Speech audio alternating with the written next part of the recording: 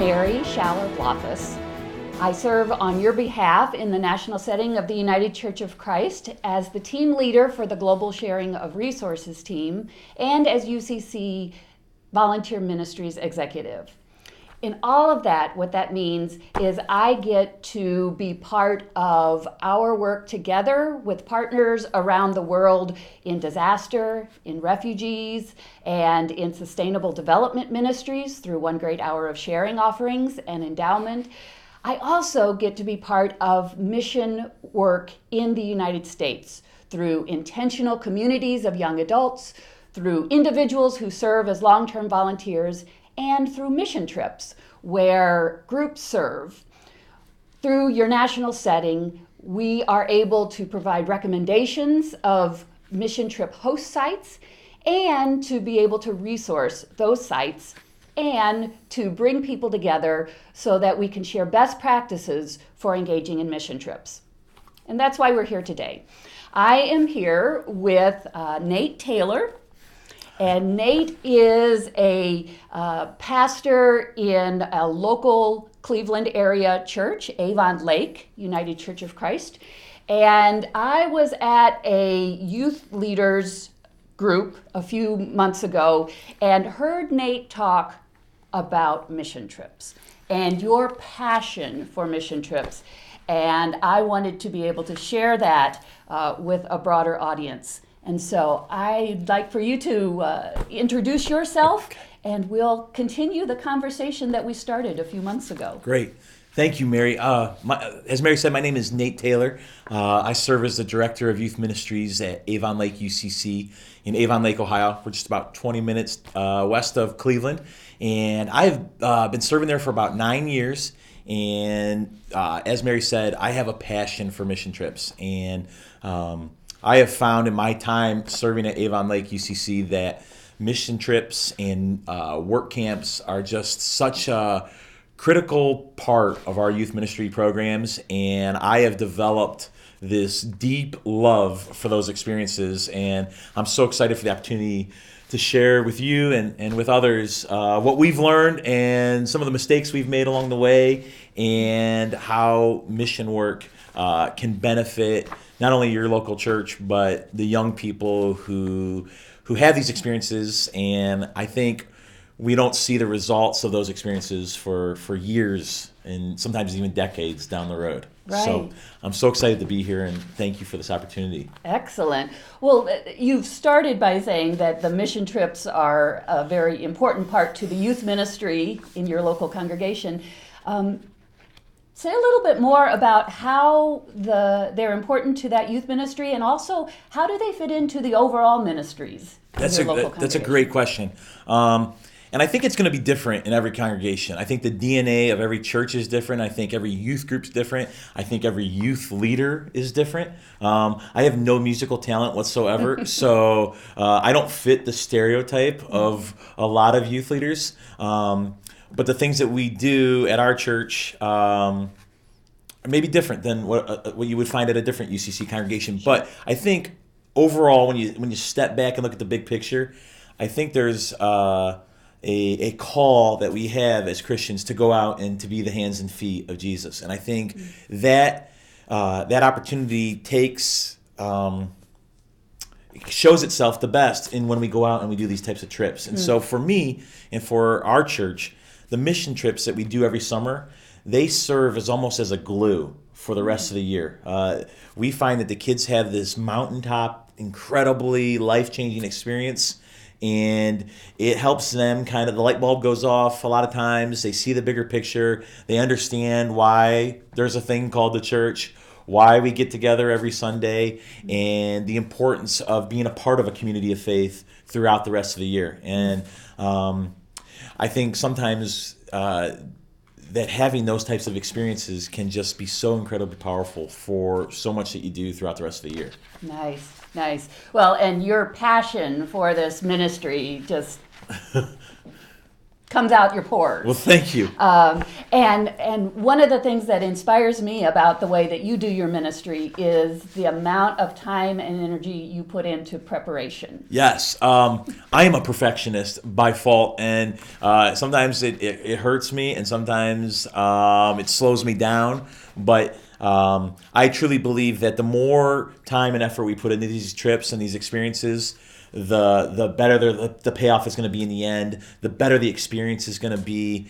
And I think we'll be able to look back on it and say, that was everything that we had hoped for. We achieved all of our goals. But I think so much of that is what you do before the trip happens. I can tell you from our experience, when we get home from our trip and we unpack and we look through the evaluations and we do a reunion with the kids, we're already starting to look ahead to next summer's trip. We're already starting to think about some of the big pieces that need to happen for that next summer's trip, because it's the nature of the culture we live in the way society has changed. We've found that if we don't get something on the calendar almost a year in advance, that families are already making vacation plans, at least in the community that we serve in, or they're signing up for other camps and other experiences. And so we want to say, let's be the first one to the plate to say, hey, we already got our date set, we already got our place picked, and I think that goes a long way right off the bat, is just having that date and that location. If you can get that hammered out as soon as possible and then worry about the rest of the stuff, I think that's critical. Yeah, and your preparation is putting the date on the calendar, Yep. getting the enthusiasm throughout the whole year. You also pay special attention to the adult leadership. Absolutely. I think if there's one other detail that's so important about these trips, is it's the adults that you bring on the trip. I think in a lot of times we find ourselves in a setting where it's just like, I need anybody. I'll take anybody at this point. I'm down to it. I need an adult that is crazy enough to go spend a week with teenagers. And I do believe that if you go on a mission trip with a group of teenagers, you are slightly crazy. And that's okay. I think it's good to have a little crazy in you. I have a lot of crazy in me, and I think it's really important. But that piece is so incredibly important. And so we spend a lot of time making sure that the adults that we asked to be a part of this experience fit the needs of the trip and the needs of our goals. And we spend a lot of time also preparing those adults, because I truly believe that if your adults are prepared and your leaders are prepared and they know what your expectations are and they know what you want to get out of this trip, that they help make that trip also happen, because you just can't be everywhere. You can't. In our setting, our trip has grown so much over the past 9 years. This summer, we're taking 82 kids to Pittsburgh to serve for a week. And with that, we have a team of over 27 adults who are also going to be a part of that trip. And so the reality is that those 27 adults are spread out among the rest of those kids. And for a week, they are serving as almost a parent, as a role model, as a leader, as a mentor, as a pastor, as a coach. They play so many different roles. And so we need to make sure that we have adults that get that understand their different roles and are able to understand what goes into this trip. I give each of our adults a document before we go on the trip. I just handed it out last week at a meeting. And it used to be a 2-part document. It said roles and responsibilities. And we walked through the different roles that they had and the different responsibilities. And a couple of years ago, I had a couple of adults that were new to the trip. And it was so far out of their comfort zone. I knew they were good for the trip. I knew they had the skills to be a part of this trip.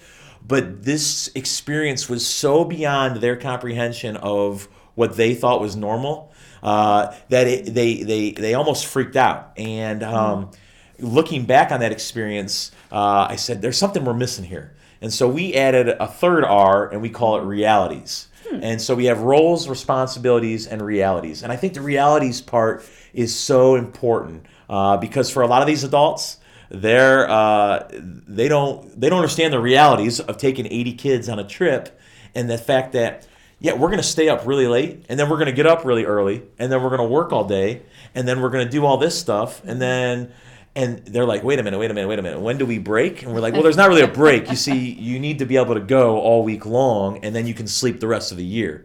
And there are going to be a point in the week where you're going to want to take a kid and probably put them in a headlock and put them in a box and ship them off to a faraway land. But you can't do that. But that's the reality. You're going to get to a point where you're so exhausted where you don't know how you're going to get out of bed.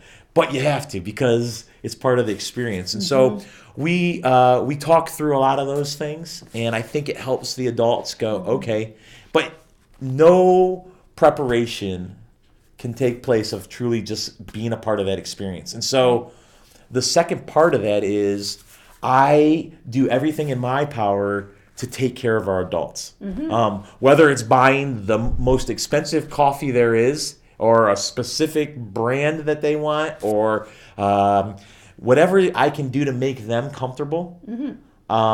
Because I know they're the reason that the trip is able to take place, and they're the magic makers that are in the trenches throughout the week working with the kids. I'll do whatever I can because I want those adults to say, yeah, I want to come back next year. I'm crazy enough that I had such a crazy time, and I want to do it again. And one of the things that we've found is over the years that the word is spread about this experience, and so we've had a number of adults who now want to be a part of the trip, and we've had to actually start like an application process for adults, and that's become difficult in some cases because you have some really good adults who would do it for the next 20 years. And then there's that balance of, well, should we ask them to step aside for a season and let some new adults have a chance to be a part of this trip? Well, and it sounds like that's the opportunity for a church to be able to expand into an adult mission trip. Absolutely. Which the adults have a different role in an adult mission trip than they would as the adult leaders in a youth mission trip. And yet it's that same opportunity to travel together, to be part of a life of the community someplace else. And that is, and so much can come out of that, after you get into it and you develop that bug. I always say you're going to catch the bug, the service bug, and when you do, it's really hard to get rid of. And I love the way that models youth being leaders for the whole church. Yes. Yes, and I agree. We need to follow our youth into ministry. Absolutely.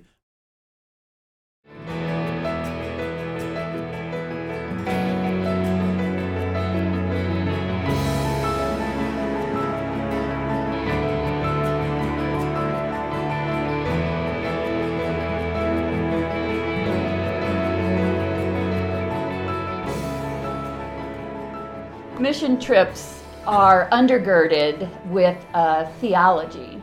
And the theology that I love about mission trips is all about accompaniment and walking with those in the community that you go to serve, walking with the people who are part of the group.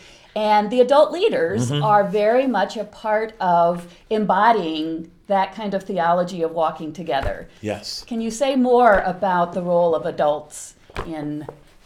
Yeah, absolutely. I think you can't understate the importance of having good adults on a trip, and I really try to spend a lot of time talking to our adults about how they really set the tone. So we went to New Orleans last summer. It's really, really hot in New Orleans. I mean, hotter than... We get humidity here in Cleveland. It's like you walk outside and it's like you're walking into a blast furnace. And you like walk outside, you're like, all right, I'm done. That was fun. I'm going to go back inside now and we'll work tomorrow. But that's not the case. You got to go out and work in it. And you are literally like the sweat is just pouring off of you.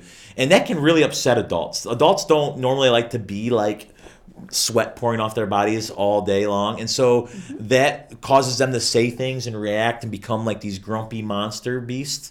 And then the kids, who I truly believe teenagers are the biggest sponges in the world. The things you say, the things you do, the way you act, they are constantly soaking it in, and they will take that and they will use that to affect their attitude for the day. And so I always tell our adults, the way you come out of the gate every day is going to set the tone for the rest of that day. So if you come out and you're tired and you're grumpy and you can't wait to get home to your own bed and boy, it's hot, then you're going to be dealing with a group of teenagers who can't wait to get home to their bed, who are noticing how hot and sweaty they are all day long, and you're not going to have a good time. But if we come out of the gate excited and energetic and thankful for the opportunity to be here serving this community and energized and motivating, I think, and we've seen this, I mean, that the results are just so incredibly different, and that the experience that day is so incredibly different. Because once we all recognize that we're enduring the same hardships, right? that it's like, you're hot, well, I'm hot too, so sorry, buddy. That we find that we're here to serve, and we look past all that stuff. Well, and it sounds like that just plays into a realization that it's not just this group on this week. Right, exactly. That's doing this work. And that's such a hard thing for our adult leaders to get. I had an adult leader, I'll never forget this, a couple years ago. We went to Oklahoma, and for a day, we were serving on the Cherokee Nation, and it was right after the tornadoes had struck in Moore, Oklahoma, and a couple other places. And we had set up the opportunity to go and do some tornado relief work for a day with another church. And we got out to this, literally a disaster zone. I mean, we were there a week after these tornadoes hit, and it literally looked like a war zone. And so we were all kind of shocked by that. And literally, for a day, we were simply moving debris from a family's home. Their home had been completely wiped out, and we were just literally moving debris to a pile. And it was 117 degrees. And we don't get to 117 very often here in Northern Ohio. So when you take a bunch of people from Northern Ohio to 117 degrees, there's chemical things that happen in their head, and then people start getting kind of really. It's that Snickers commercial. If I would have had 100 Snickers, I could have handed out that day, because people were in bad shape. And I'll never forget. My job is to take the temperature, literally and figuratively, of the whole situation and say, how are the kids doing? Are kids starting to peter out? Maybe we need to take a break. And so recognizing that on a youth mission trip is so important. And I'll never forget, we broke for lunch. The kids were done. They were spent, and we said, let's just go to lunch now. And I had an adult leader who he was losing his mind. He's like, why are we breaking? He's getting really frustrated. And I said to him, man, hey, listen, these are teenagers. They got a break, And we really had a good conversation about that, and this leader and I, he came up to me later that day and he goes, I'm really sorry, I overreacted. I wanted to be there, I wanted to help, and I was so passionate about seeing what had happened to these people's homes, and I just wanted to help them, and I didn't take time to recognize that there's 70 kids here that we got to also worry about, and their health and their safety. And so what we've tried to really get across to our adult leaders is that we're not going to finish these jobs. We're not going to completely change the lives of these people in the 1 week that we're there. But if we're able to move that process forward, even just a little bit, we're going to be able to leave that week knowing that we have accomplished something and accomplished something big. And I think that is so important for your adults and for your students to recognize and to understand. Right. And that kind of attitude is also really helpful for the people that you're serving, because really it's about their accomplishment. Yes. And we are assisting in that accomplishment. And so it gives the bigger view that we're all in this together. Yeah. And we're walking alongside each other. And other groups will come after, and in this case, the homeowner will continue long into the future in their recovery. Absolutely.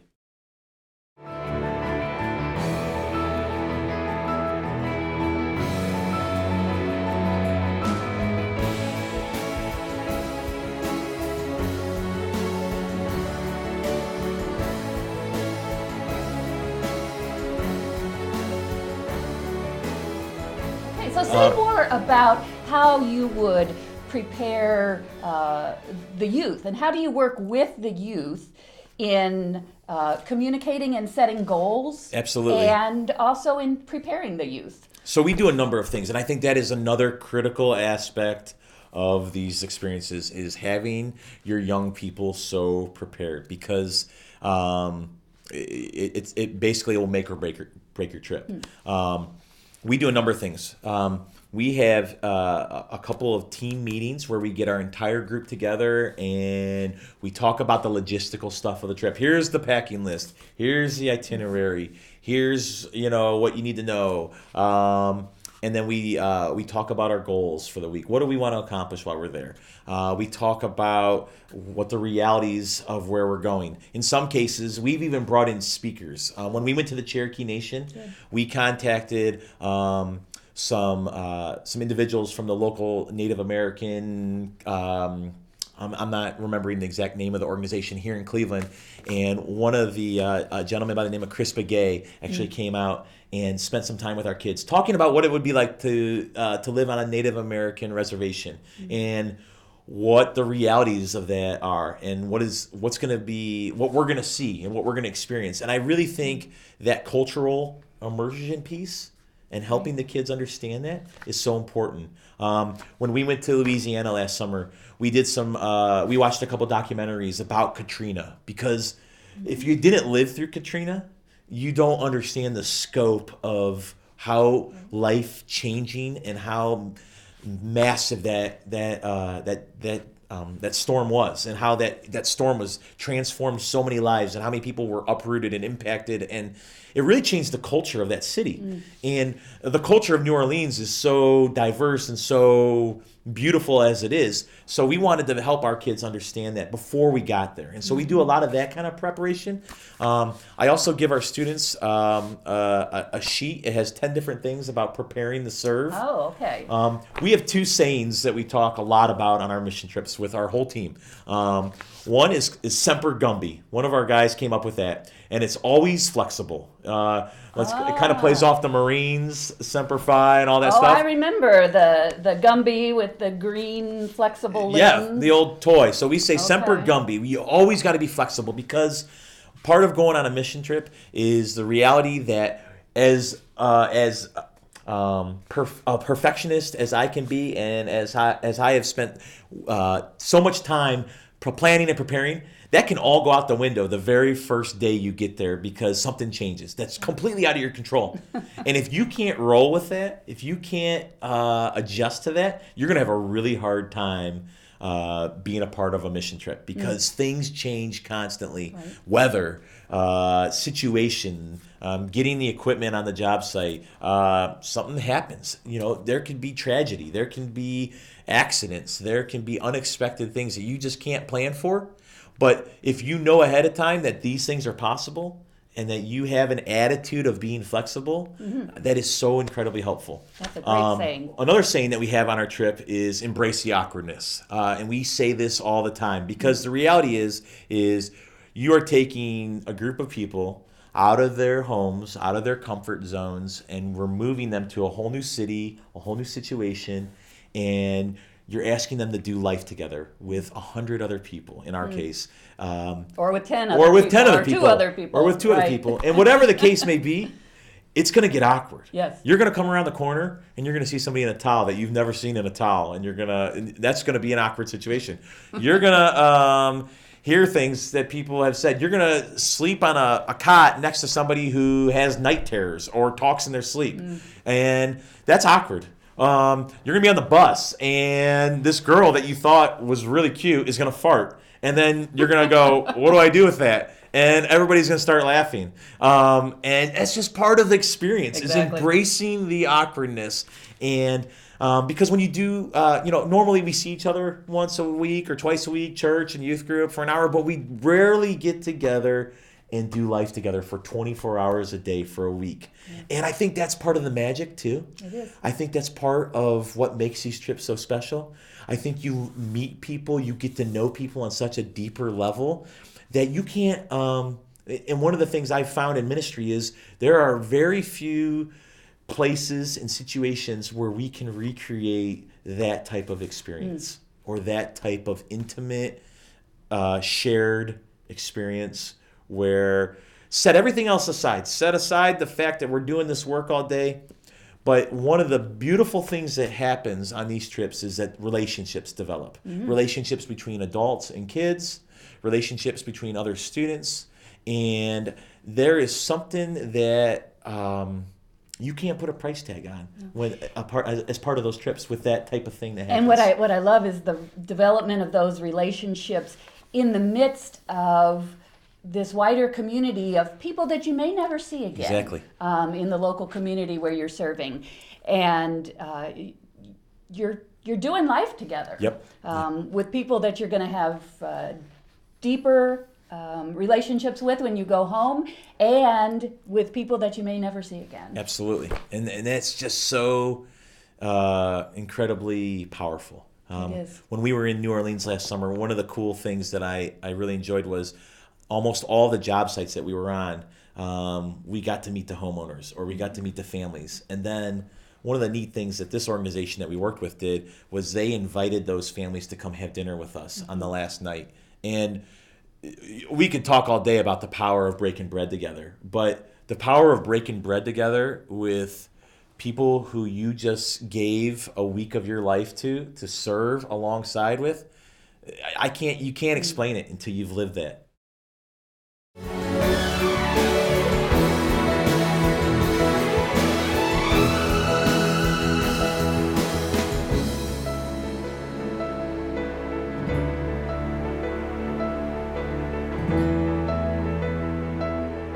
And another thing we don't realize until a long time after the trip is the influence that it's had on the participants and the faith life of the youth, Absolutely. in particular. And do you have any stories that you can share about getting a glimpse into that impact years later? Well, I absolutely. One of the things that I always enjoy hearing stories about is when I hear kids that have gone on to college and started taking part in things like alternative spring break and doing mission work. I just got a text message yesterday after I went to bed, and I saw it this morning. I was telling Mary before we started, from a young man who was in our youth group. He's gone off to college in Pennsylvania. I've kind of fallen out of touch with him. And he sent me a text just this morning saying thank you for those mission trip experiences. He was saying how he had fallen out of touch with God and his faith, and he found his old CD from the mission trip and was listening to some of those songs. And he was just saying how incredibly grateful he was. And it's just those little things that you don't always hear, you don't always get, but you realize that experience has left an impact on that young man and so many other students that we will never, ever hear about. And that's part of the realities of this trip. We don't get that instant feedback a lot of times. Kids aren't good about saying, hey, I just want to come up and say, I know you worked a lot over the past year to put this trip together, and I just want to say that I really appreciate it. They don't do that. That's not teenagers. They will tell you your shirt is dirty or something, or you smell. And that's their way of telling you they love you. But years later, sometimes you'll get a text message like that, or you'll get a note, and it just reaffirms all the time that we spend trying to put these experiences together. It does. Well, and I know in my own faith journey that the mission trip opportunities that I had as a high schooler completely shaped the way that I experience mission and that I understand my call in ministry right now. And so I would testify to what you continue to put into place and to be part of your ministry.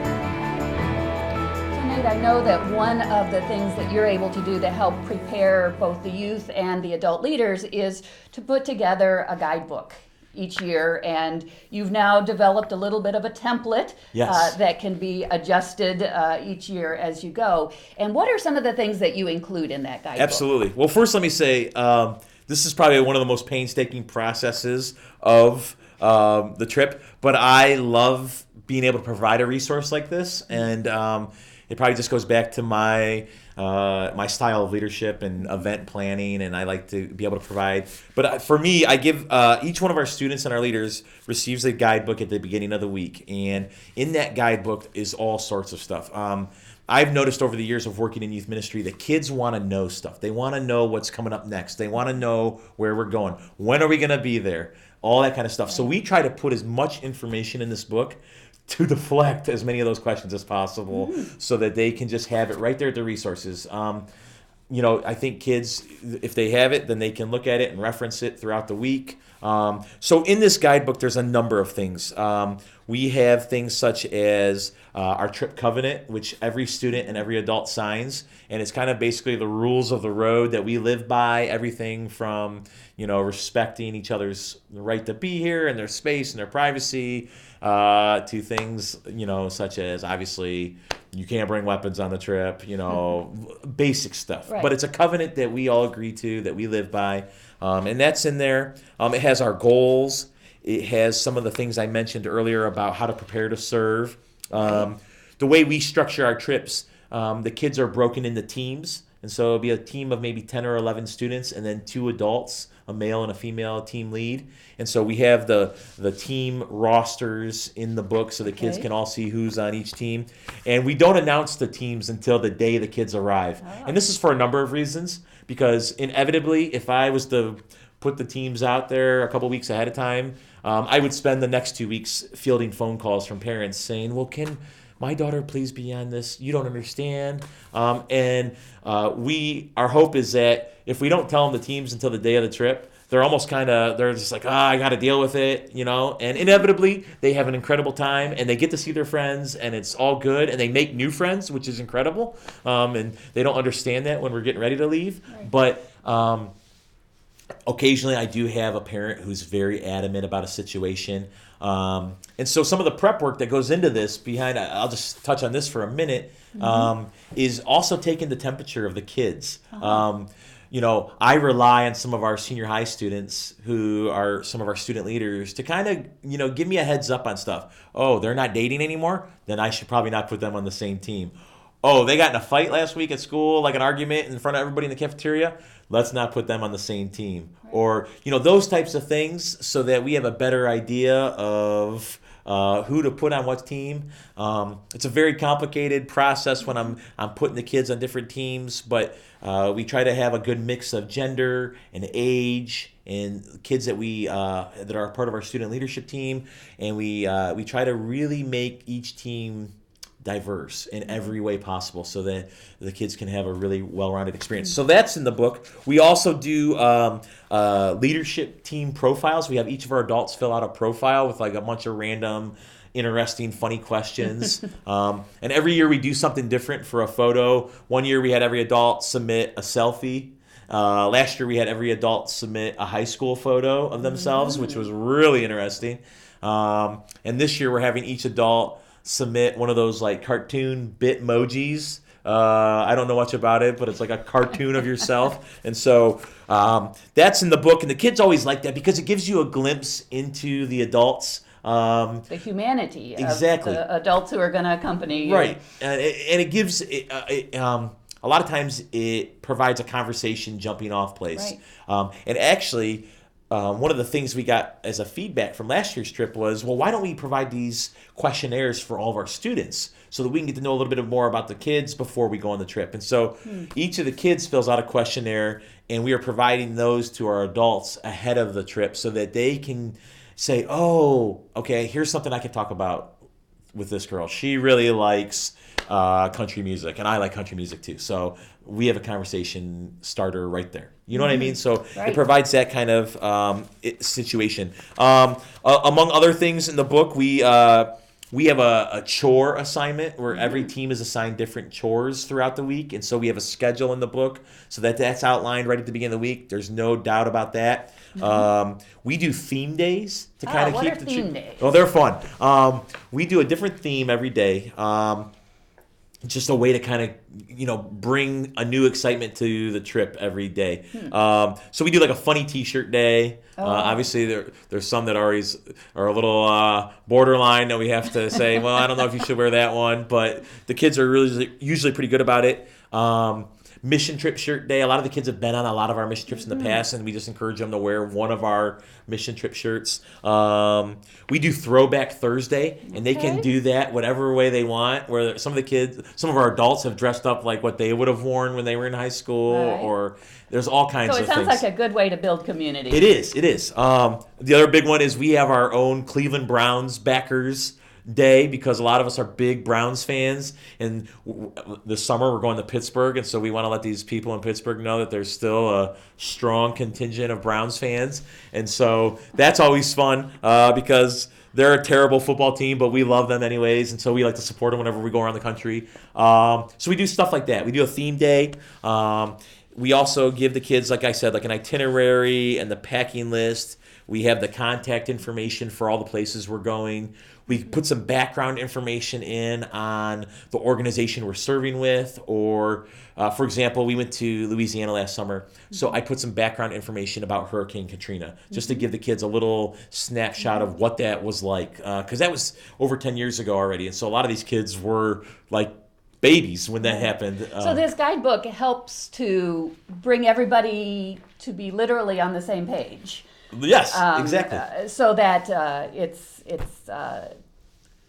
yes. Yeah, it does. It helps. It's a reference point. It's something that everybody can refer to. One of the big ways that we keep everybody on the same page with our guidebook is we include a daily devotional. So every year we come up with a theme. Either the organization that we're working with may have a theme, or we come up with a theme, and then we usually put in a daily devotional that either myself or one of our other adult leaders write, and that goes in the book. And then every night we have a worship service, and then after that worship service, each team breaks out into a small group, and they kind of talk about the day, what were their highs from the day, what were their lows from the day, and then they'll read through the devotional, and we provide our adult leaders with a group of questions to go with each daily devotional, and we also give them a sheet that's called small group tips on how to get the most out of their small group time, and we have found that time is not only something that the kids enjoy the most, but it's also some of the best conversations come out of those times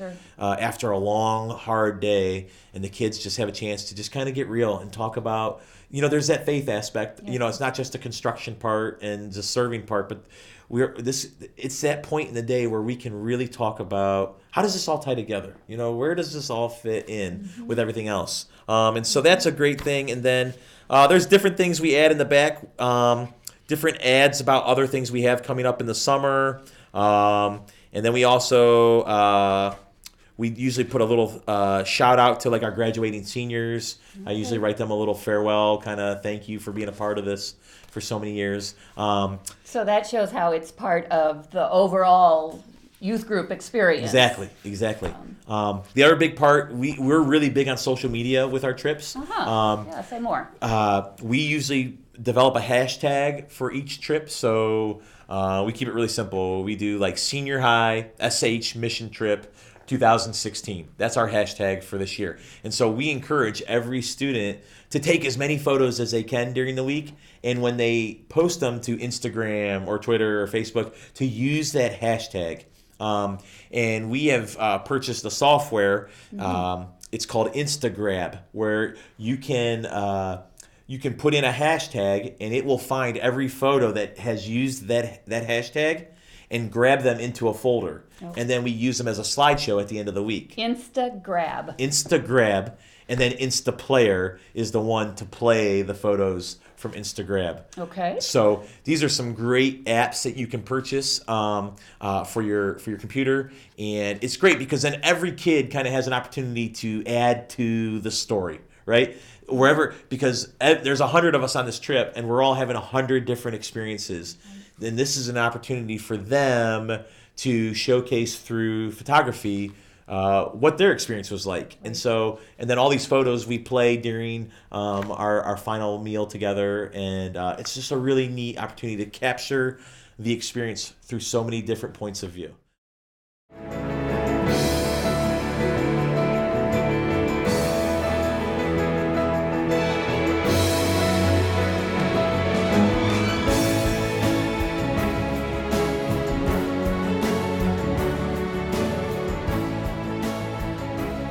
as you return home. What are some of the follow-up things that you do after the trip? And I will be completely transparent and honest. That is a part that we struggle with a little bit, is the follow-up. We brainstorm, we try new things every year. We really try to emphasize with the kids as they go through the week, like, you have two choices. You can either take this experience, you can put it on a shelf, literally, and just say, that was fun, that was nice, I enjoyed that, and then forget about it. Or you can take this experience and you can let it change you, and you can let it open up a new part of your soul. You can let a light bulb go off inside of you and you can say, I am never going to be the same person I was before I left on this trip, because I get it now. I am called to be a part of something bigger, and I am called to serve this world in a new way. And so that's the hope, right? But how do we do that? Right. That gets to be tricky, because we ask every student to participate in our post-trip worship service that we lead, but inevitably kids are on vacations, or kids are at other camps, or some kids just don't care. They went on the trip because they wanted to get service hours for their college applications. And that's the reality. Every kid is going to come on this trip with different motivations, different expectations, and different outcomes. And you cannot let the kid who point blank tells you to your face, like, I'm only here because this is going to look good on my college applications. You cannot let them affect you or what your hope is for the trip, because if you do, it'll drive you nuts, and you won't have a good experience. You won't be able to lead the experience in the way that you need to, and it can really be draining. And you also don't know what impact you'll have on that person who comes into the experience with a limited motivation. Absolutely. Right. And it's always fun, because those are the kids that you find have the most dramatic change throughout the week. And so in terms of follow-up, we have actually looked into doing some kind of let me just say this too. We don't do youth group during the summer because of our mission trips, and we're really big in our summer camping program here in Ohio and another thing, and we just try to give our volunteers a break. So our regular youth group doesn't meet during the summer. So we've actually talked about, maybe we need to offer a 3 or 4 weeks of youth group after we get back from the trip, and walk through kind of a post-trip reflection type study with the kids, give them an opportunity to get together and kind of decompress and debrief this whole experience in a more intentional, deeper way than we can just really quickly on that last night of the trip or on that last small group session, because there is a lot to unpack a lot of times, and there's a lot that happens, and because of schedules and the way things work out, sometimes we don't do a good job of that. And that's one area that I would really, really emphasize to everyone that is so important, because I don't know that you can really see the true fruit of that trip if you don't unpack it properly and reflect on it. Well, and my sense is that is a growing edge for many of our mission trip experiences. And so therefore, some of the resources that your national setting tries to provide for you are some ideas for how to continue that follow-up. So in the preparation materials for the mission trip opportunities, there are various websites and ideas for other groups of how they've done the follow-up, how they get involved in local advocacy for a justice issue, or how they immerse themselves in some kind of a national or even a global issue. And so that these do have lasting impact, and sometimes it's just difficult to find the place where you can find that point of entry for that follow-up. So I thank you for that encouragement on our continued growth together. And this is a resource that helps you to provide some of the information that you've included in your local congregation's guidebook, some of the background information, some of the recommendations for host sites around the United States that do their ongoing community work alongside mission trip groups and incorporate them into the ongoing work in that community. And so together, we really do have the opportunity for quite an impact in quite a large number of ways. Absolutely.